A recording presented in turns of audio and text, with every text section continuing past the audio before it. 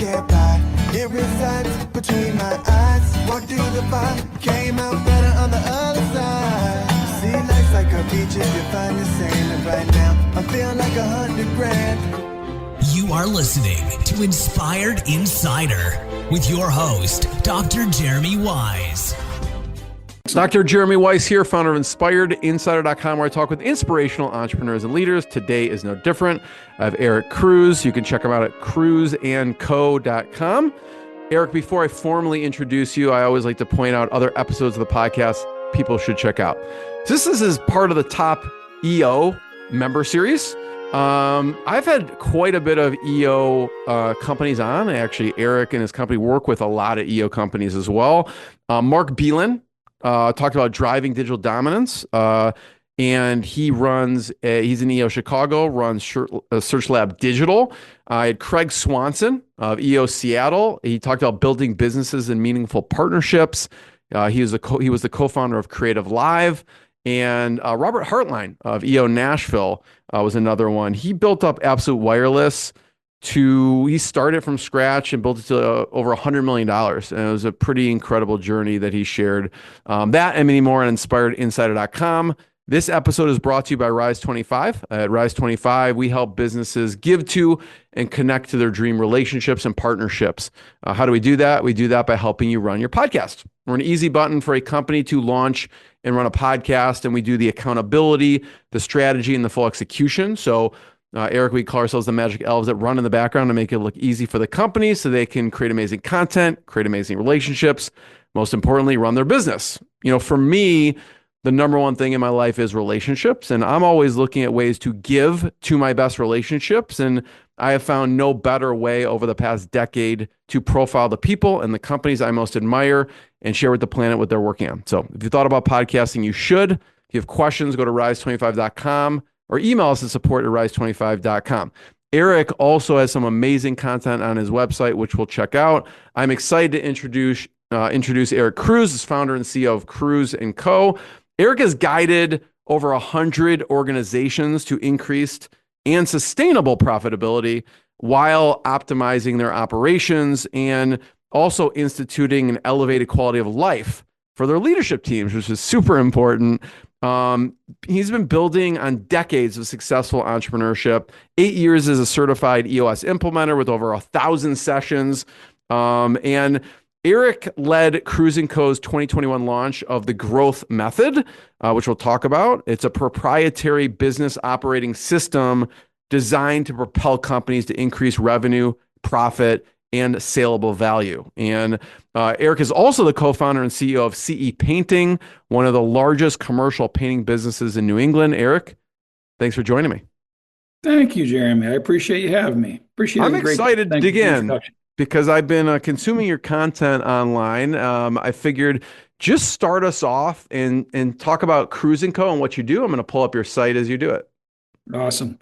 So Cruz & Co. is a management consulting company that focuses specifically on small and medium-sized businesses. We're like consulting for the rest of us. We're the Deloitte for small and medium-sized companies.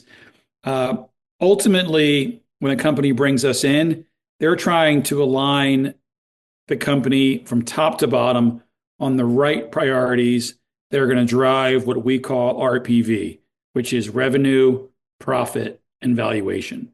So we get hired by a small and medium-sized company.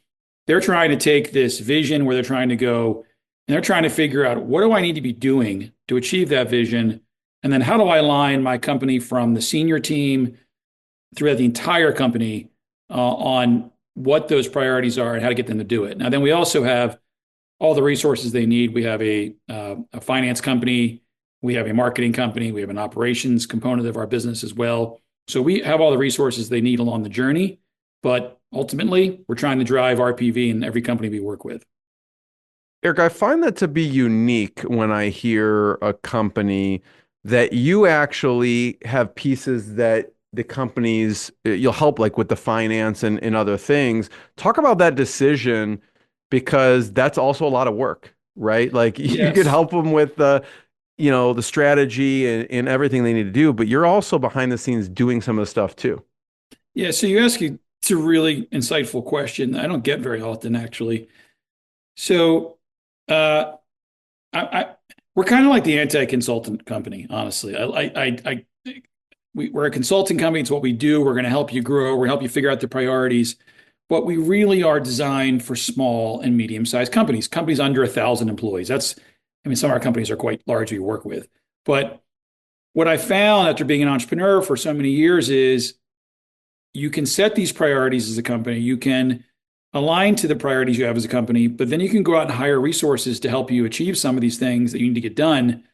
And you just get bamboozled, for lack of a better word. You get vendors who sell you a bill of goods. They charge you a fortune. Marketing companies that will charge you X amount of dollars per month, and then you won't get any ROI.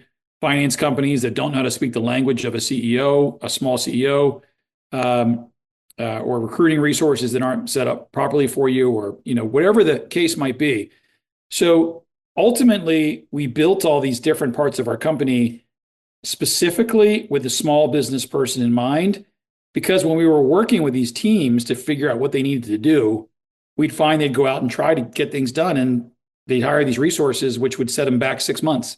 So we created boutique resources that we think are designed that we know have been proven to help our companies in these specific areas. So we have an M&A function that's set up just for small and medium-sized companies. We have search functions that are the same, and a finance company that's designed to speak to CEOs and leadership teams using words they can get it, they can understand. But we're also giving them the top cream of the crop resources.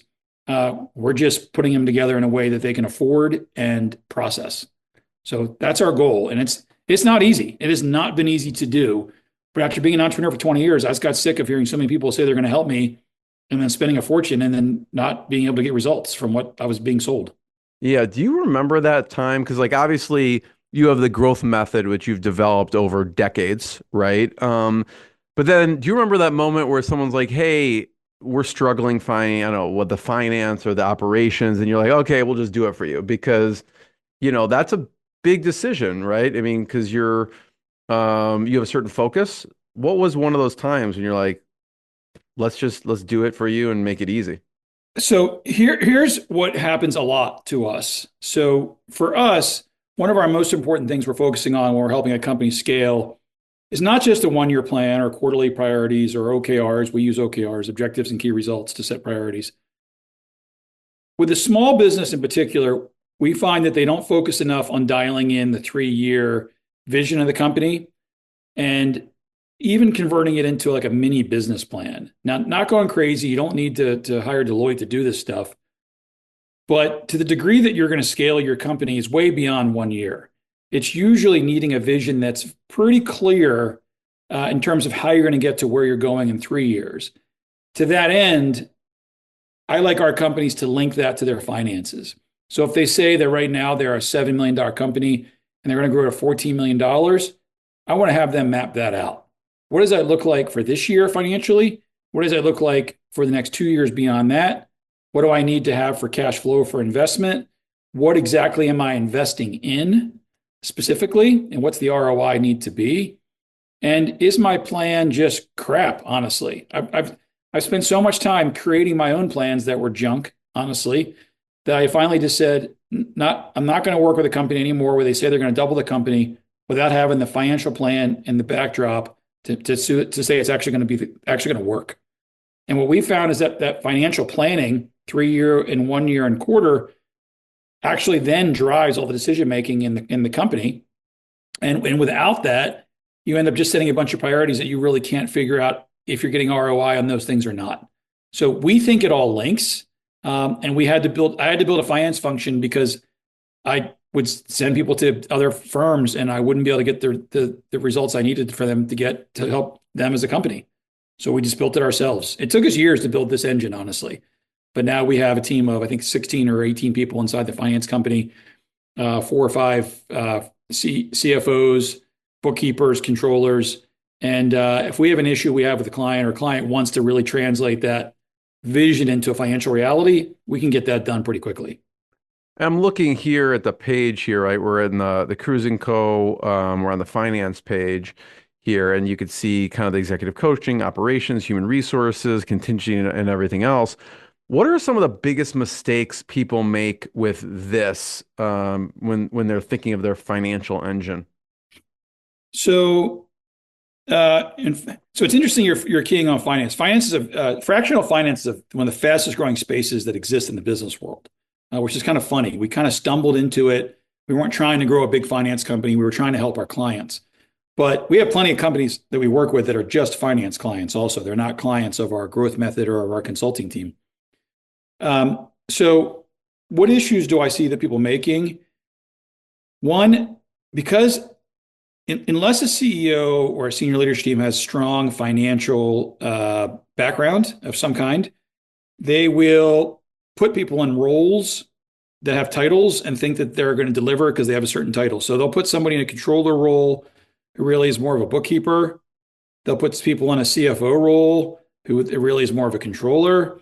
And ultimately, you have over-reliance on people and numbers and delegating to people that really can't drive the business financially.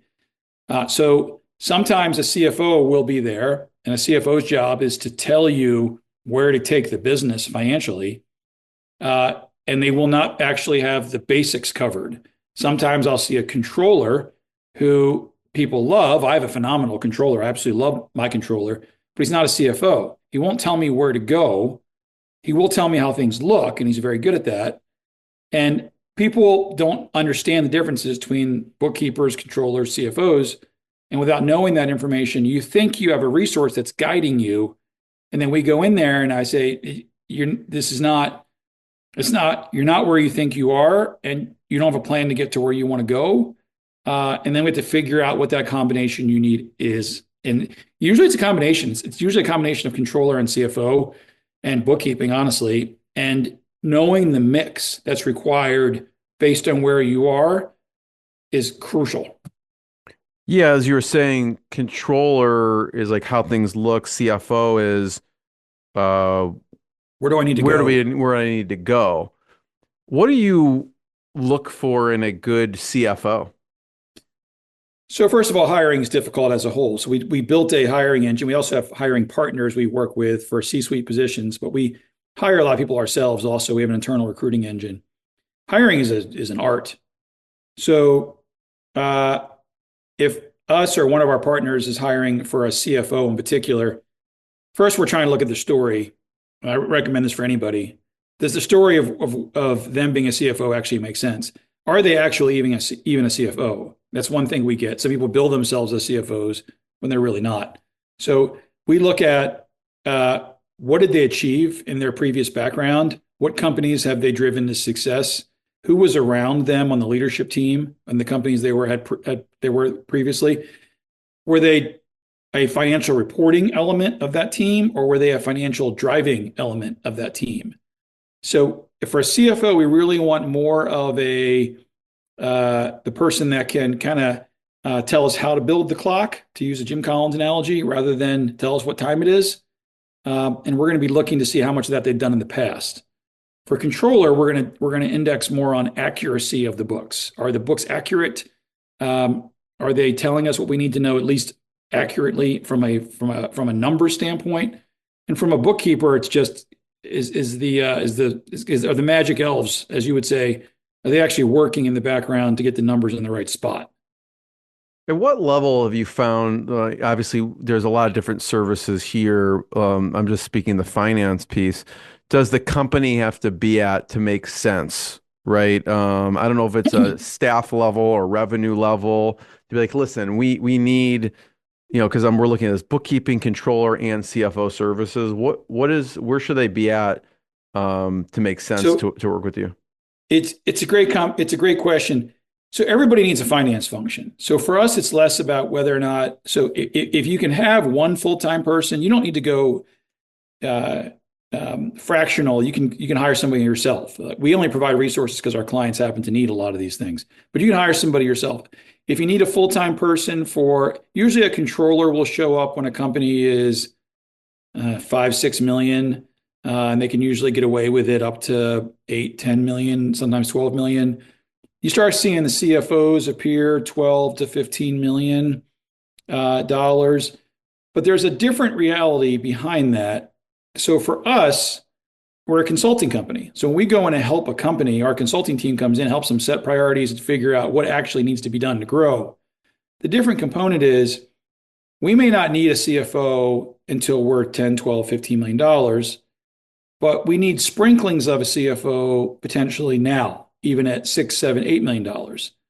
So when we build a scope of work for a company, we're asking ourselves, what does this company need for sprinklings of these resources? And our goal is we're pretty boutique. And it's not, the only reason we can get away with it, honestly, is because the marketing, we don't need a marketing engine of our company. We already have a consulting firm. So we have our costs pretty low. So we're a little more boutique than a lot of finance companies. We can do custom engagements, short term, longer term, and still do well financially as a company. So we'll come in and say, you only need a couple hours a month of a CFO. You need 10, 20 hours of a controller, and you're going to get a higher horsepower engine, sometimes even for less than you'd pay for one employee. Yeah. So we're just about figuring out what is the sprinkling of the combination of these that you actually need. That makes sense, because in order to grow, it's like, well, you need to, like you said, someone saying, where do we need to go? But you're maybe not, someone's not at the point where they need a full-time CFO at that point. I love to talk about the growth method, because this is kind of what you've created over decades as an entrepreneur. So can you talk about that? Yeah. So to your last point about the CFO thing, also, this is going to sound weird. I built the company originally, the finance company, because I'd be working with my clients, and our CFOs mostly came from our clients, first of all. So the companies that have exited, et cetera, they'll come back and they'll work with us, because they know what we do, and it's a great thing. It's a great opportunity for us.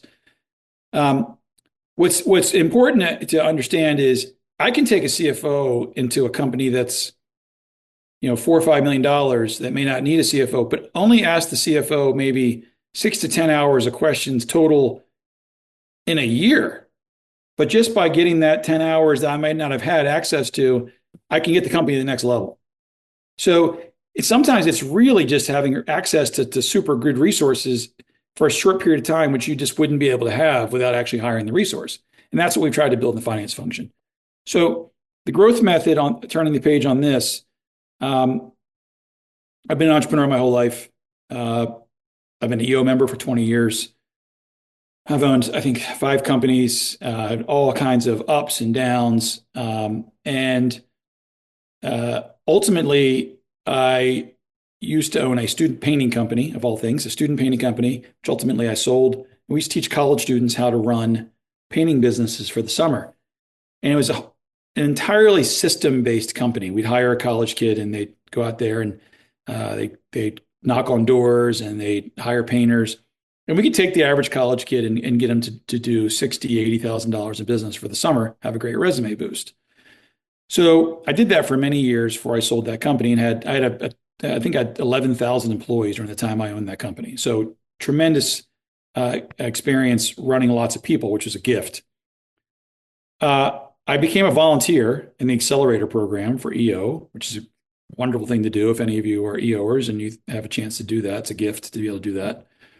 And then I became an EOS person for many years, which was a great system for us as well. Great. It was a good system for me to learn, and I appreciated my time there.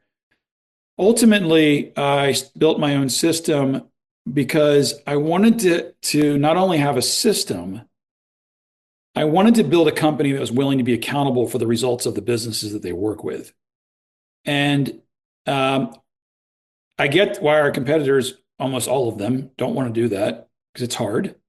Not that's saying negative things about them. It's not because it's hard. It's just to lean into being a consulting firm rather than a system company is a challenge. It's a mission-driven thing. But it felt right to myself and my leadership team that we wanted to be accountable for the results of our companies. And so to do that, we built a system that we thought had to link in financial results. So that was the finance portion of our system. We felt like it had to be able to drive alignment from top to bottom in a company. So we switched to OKRs, because although we liked rocks and the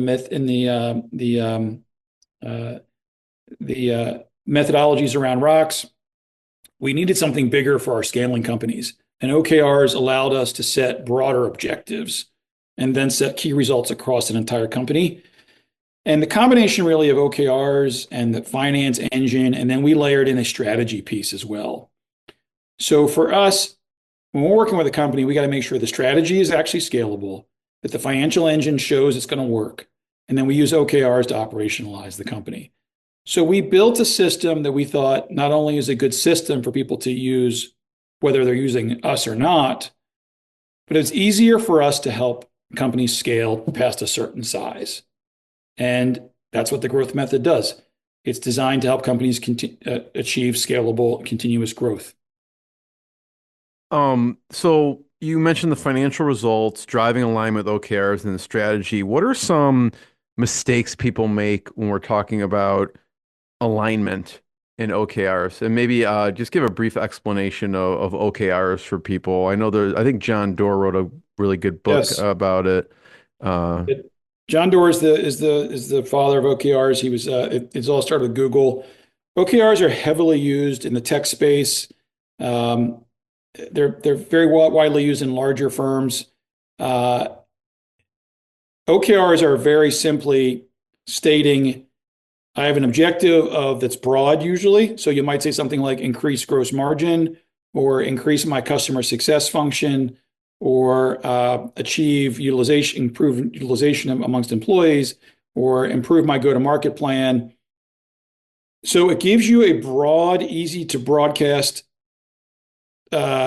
lens to use for alignment for employees. So you can say to somebody, you can say to 50 employees, we're trying to increase our gross margins or increase utilization. And they can get that without it being too specific. They get the concept.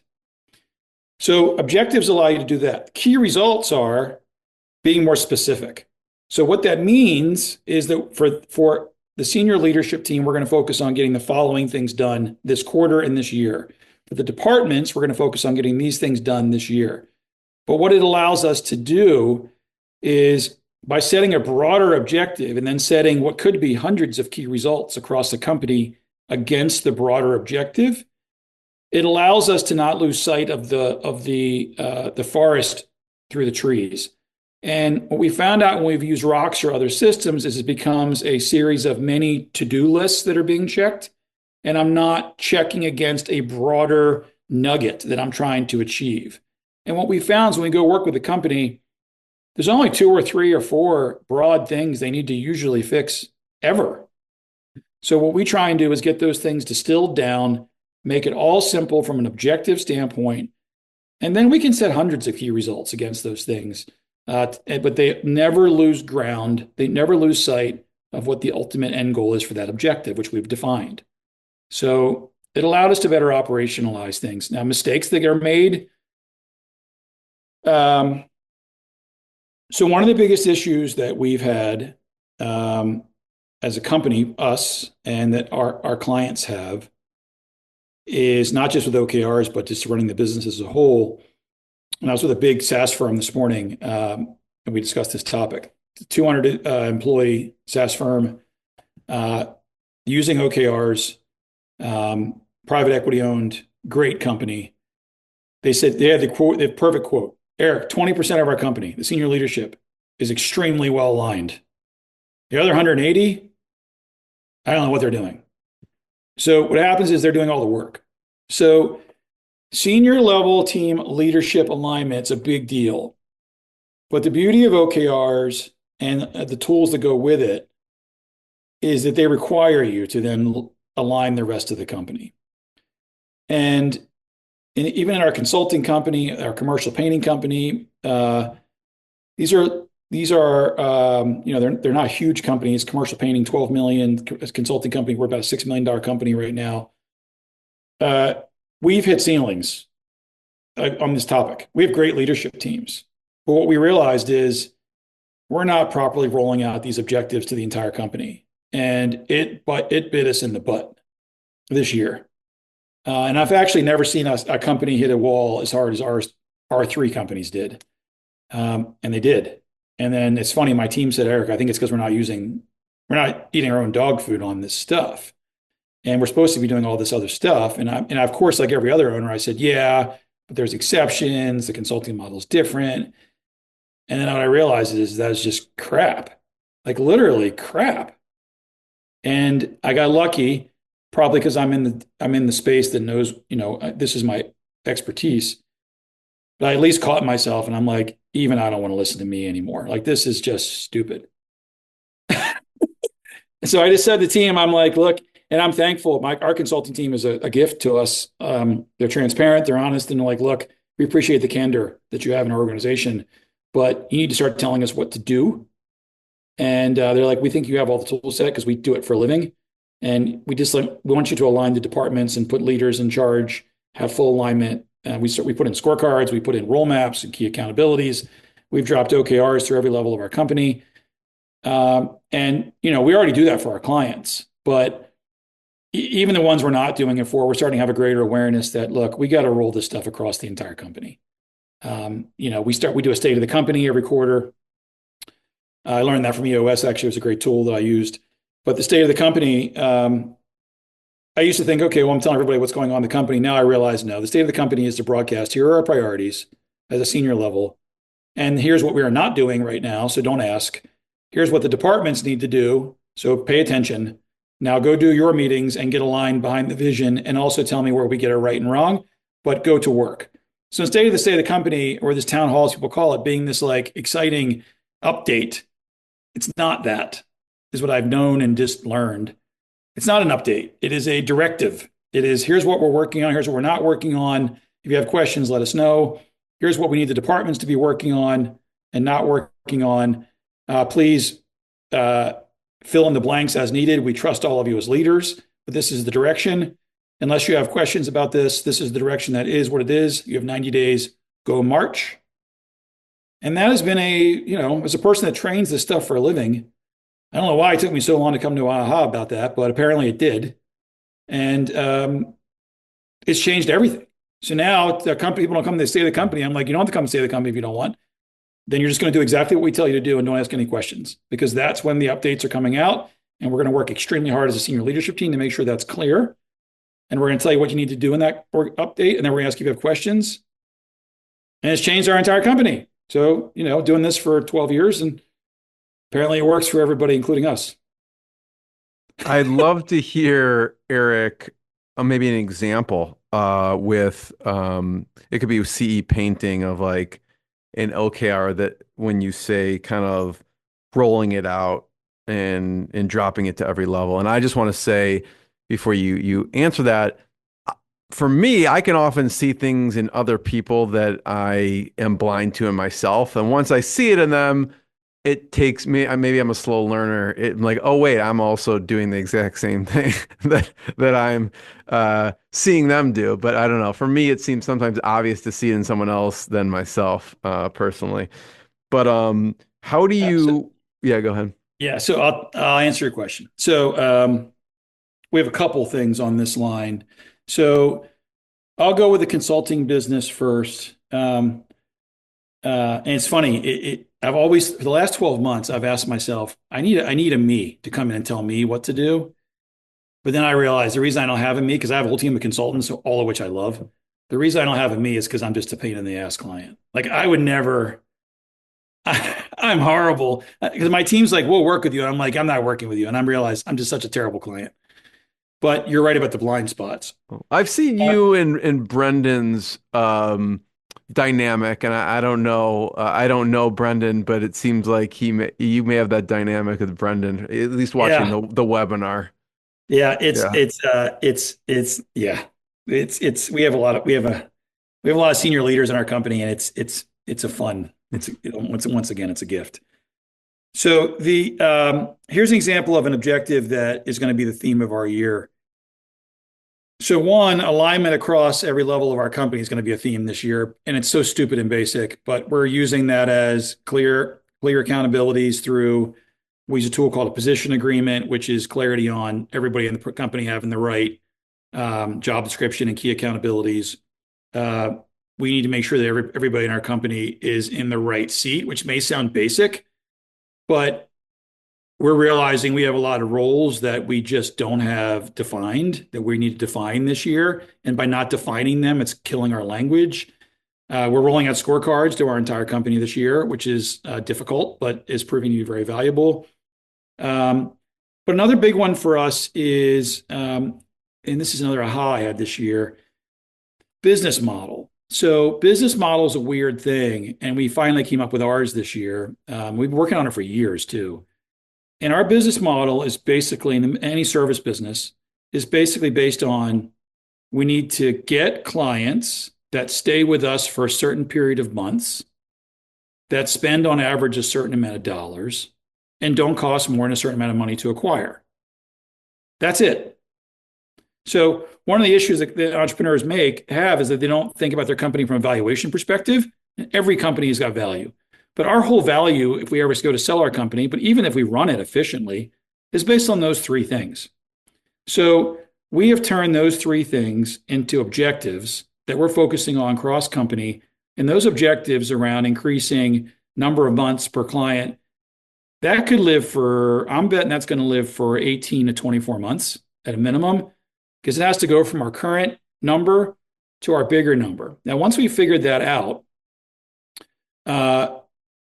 which took us years to figure that out as a base number and a lot of data, we then put our whole team against that standard, and we looked at it and we said, what does the data show us? And it showed us that we have some people we need to move around into different seats. And it also showed us we have some people that are destroying it. But ultimately, that objective of retaining customers for a certain amount of months, and we're very specific on how long that needs to be, and it populates into our financial model. Our financial business plan is linked to our financial model, for the record.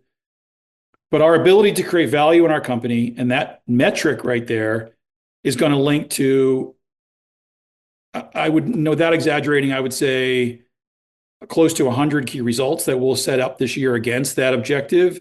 That'll be everything from company priorities, client community, better training for consulting team, but it's all linked around that objective of increasing retention for X number of months. We have the same thing for average spend. People say, why do you build all these other companies? Well, one, from a mission standpoint, we do it because we need to provide more services to our clients to make sure we increase their revenue, profit, and valuation. That's the mission of what we do. From a business model standpoint, we also need our average client to spend a certain amount of money, because if we're going to spend a certain amount to acquire that client, we have to get them to spend a certain amount of money to increase our total lifetime value. Now, most companies don't have that kind of business model.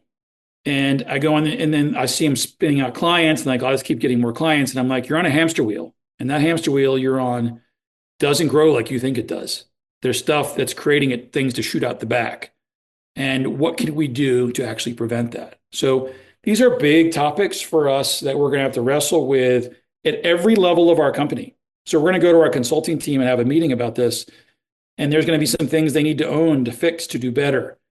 There's just as many things at a senior level we need to do to also work against this, to do better on our end as well. So the clarity of what that is, though, is really important to us. Yeah, that's helpful. There's a lot to digest, so I'm gonna have to re-listen to this after it goes live. But I appreciate you going through that, because there's a lot of gems in there. Just how you talked about, the state of the company every quarter, what things you do there. You had some incredible results with Mission. I'd love to have you talk about and walk through what you did there and what happened. Yeah, so I'm glad you asked that Mission, because I talk about them too much to clients. They get sick of hearing about Mission, but I never get to talk about them about a podcast or anything else. Nobody ever asks about them. So Mission is one of my earliest clients from many years ago. I think maybe 12 years ago at this point. And I'm started by a guy named Glenn Grant, fellow EO guy, fellow Boston guy, great guy, smart entrepreneur, great tech entrepreneur. Now also a very dear friend. But he hired me as he was an accelerator, and I helped him, worked with him and his team, helped build his team, grow his team. We got the company to about 5-6 million. Then we sold it to a tech company, to a PE company called Great Hill. Great Hill, by the way, if you're looking to have a company acquire you, Great Hill's been a great PE firm for us to work with. Great people over there. So they acquired Mission about 7 years ago, and Glenn had a good first exit. But we'd always had a goal to sell to a PE firm that would help take the company to the next level, next size. And they kept me around. And we took 3 companies, and that one, there was a roll up of 3 purchases.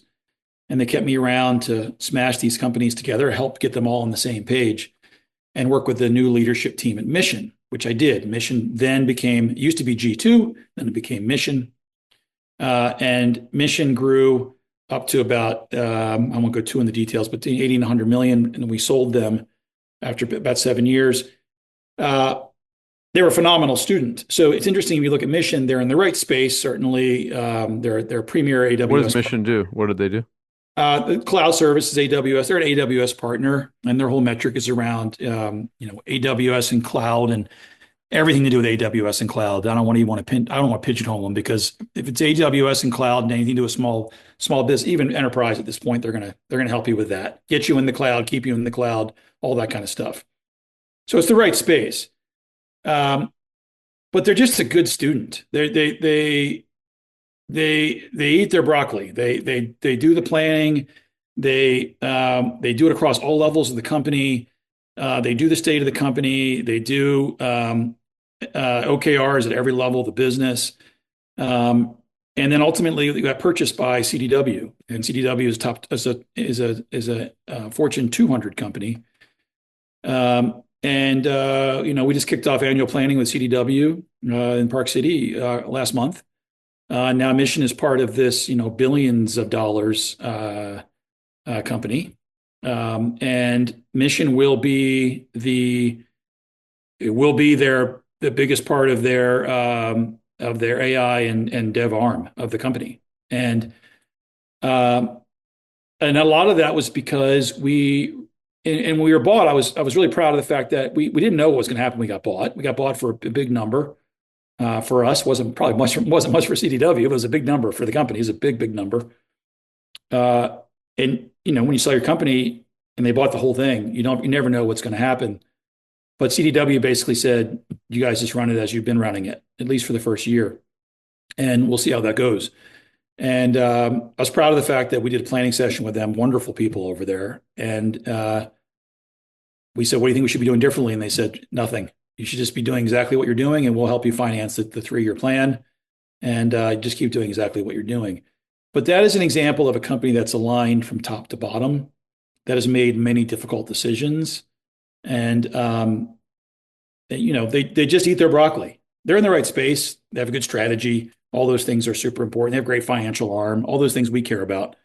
And they're great people. But that's an example of what you can do. We have a lot of stories like that. But that's a really big one. I think, Eric, they started off maybe a little bit over 500,000 and then grew to, like you were saying, to 80 to 100 million. That's pretty incredible. Yeah. Yes. Yeah. And then they sold for a much bigger number than that. So it's incredible. Yeah. It's a great story. And it was difficult. And now I'm working with Mission in the new version of Mission, which is now part of CDW. But ultimately, we do the same boring stuff. We meet every 90 days. We set priorities. Our team helps to align the whole organization from top to bottom. They work very hard. And we keep questioning the strategy to make sure it's the right one. And we stick to the basics. And it's funny, people think, well, you run a $100 million company, things are different. No, things are just worse. Things are actually simpler in grander magnification. So it's kind of just like, the only difference is that what was once a problem of a 5% gross margin issue that cost us, $500,000 a year, now costs us 50 million in a year. That's the difference. But it's the same problem. And the problem is when companies grow, they're like, oh, it's so much more complex. No, it's not. It's not more complex. We need to make sure we have the right people in the right seats that are following the right stuff. And they need to be showing up to work 40 hours a week. That's really it. And when you trick yourself into something's different, when your company grows, that's when you get stuck in bloat and inefficiency and everything else. And I'm proud of Mission because it's never done that. So it's not been easy, but it's been fun. Talk about eating broccoli for a second. You mentioned a couple things about, doing the state of the company, right people in right seats. What are some other things that you consider that they did that you would consider, making sure they just always ate their broccoli? Yeah, so one, when people ask me what we really do for a living, it's figure out what vegetable to eat and make sure people eat it. That's really what we do. And that is what we're really good at. We're good at people saying, what should I be doing? Well, we can work with you to help you figure that out. We can try and use external resources to figure that out. But ultimately, we can figure out which vegetable to eat. And then we're pretty good at making you say, you got to eat it, or we need to be having a different conversation. So in their case, they did a lot of stuff. They leaned in on a lot of things which were really exceptional that they did routinely. They certainly did quarterly meetings every quarter, no matter what. They did something very interesting. We have always done team trust. Once again, part of my hangover from EOS. We've always done team trust exercises at a high level, but Mission has done these team trust exercises for 12 years straight on an annual basis. And in some years, we've missed them because we've had so many hard topics going on. But they've always committed to, we must always talk openly and honestly, even when it's extremely painfully difficult. And they always relying on me to step in where I can to make sure that continues to happen. And it is never, it's funny, they're the same humans that have been there for 7 years with some changes. The conversations have never gotten easier. We just keep forcing ourselves to have them.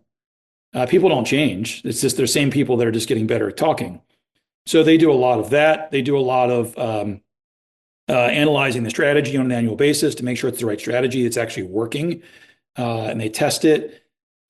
We've had to do heavy cost cutting, very unpopular, but we've had to do cost cutting in times when it was required, when it was miserable and almost counterproductive, but the model wouldn't have worked otherwise. And we sometimes weathered the storm, but sometimes we just couldn't afford it. And we made tough decisions. We also made key hires in that company that were risky. And they're risky for big companies too, because they're trying to, hit their numbers.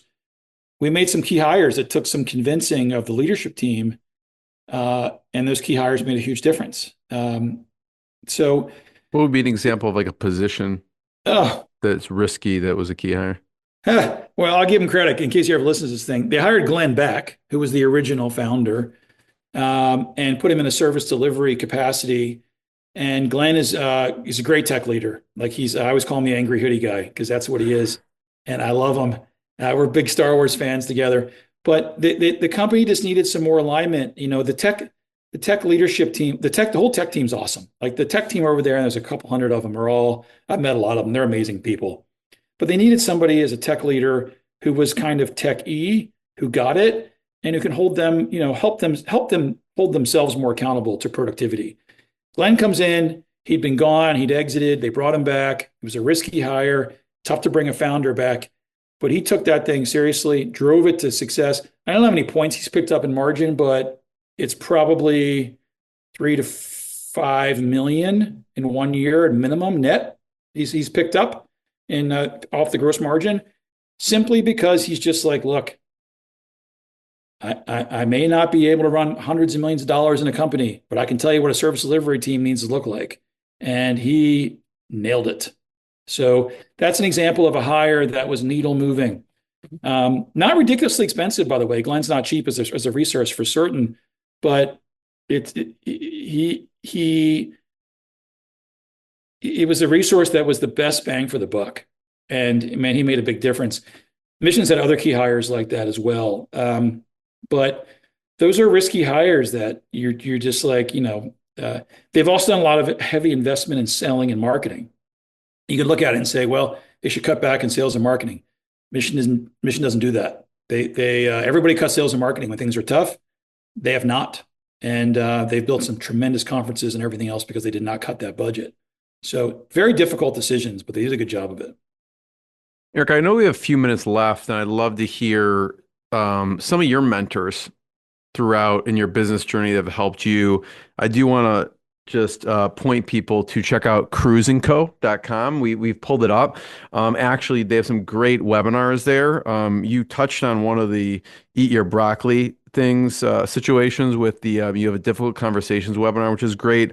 You talk in there about Speed to Candor. So I would encourage anyone to check out that resource on their page. But I'd love to hear mentors throughout the Yeah. years.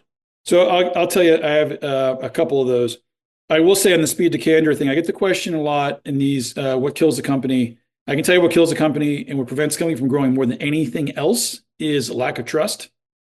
And that sounds weird because I even have high trust companies where my answer is always the same. This happened to me recently. I sat in a leadership team of a fast growth company and as a super valuable executive there. And at the end, I said, how'd it go? And he said, it went great.